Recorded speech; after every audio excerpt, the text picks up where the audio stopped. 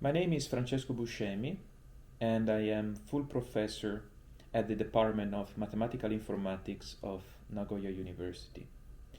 After finishing my PhD in Pavia in 2006 in theoretical physics, I moved to Japan, and apart from 1 year that I spent at the statistical laboratory of the University of Cambridge in England as a research associate, I spent here in Japan my entire academic career, moving from postdoc up to full professorship. What I study in my research activities are the most fundamental theoretical aspects of quantum technologies, like quantum computers.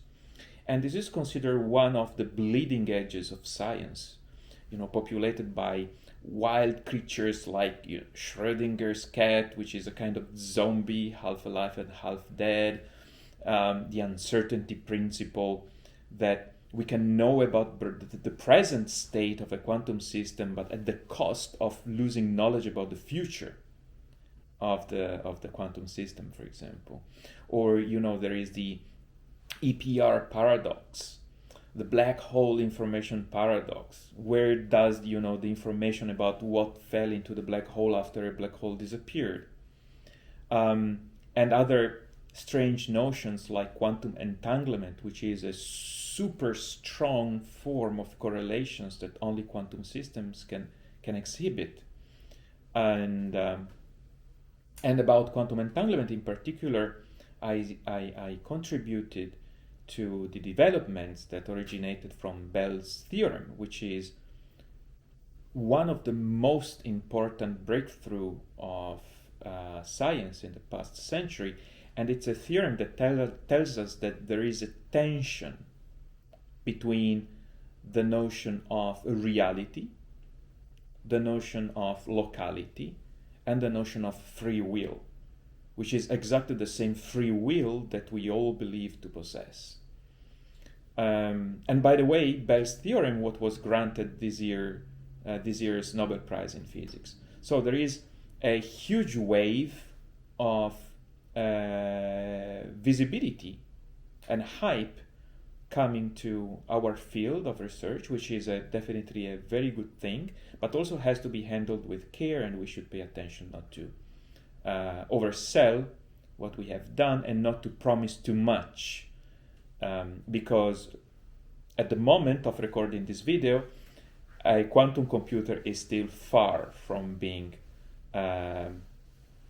achievable.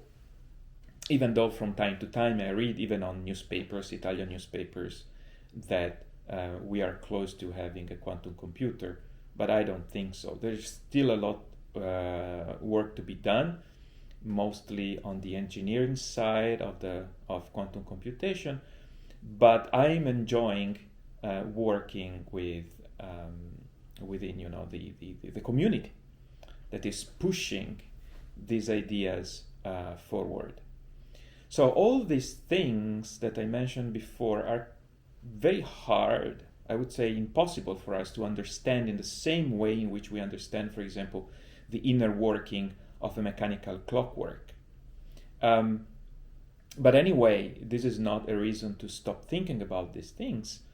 And actually, when we discover new paradigms of information processing, it's nice to imagine that we should actually change our view of the world rather than trying to shoehorn the world in our very narrow brain. So even Einstein actually said that he thought about quantum problems 100 times more than he thought about problems related to general relativity. So it seems that somehow the infinitesimally small is harder to grasp than the infinitely large, in a sense.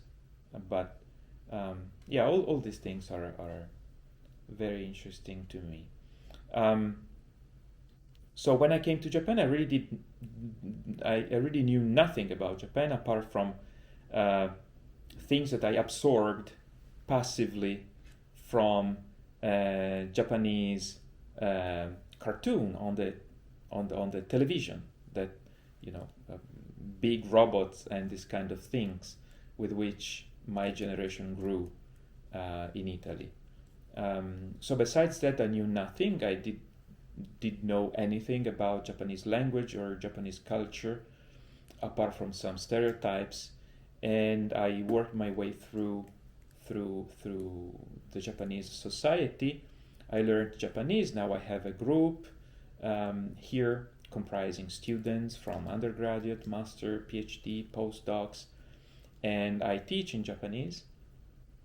And I find it extremely rewarding to have gone through the barrier of learning the language.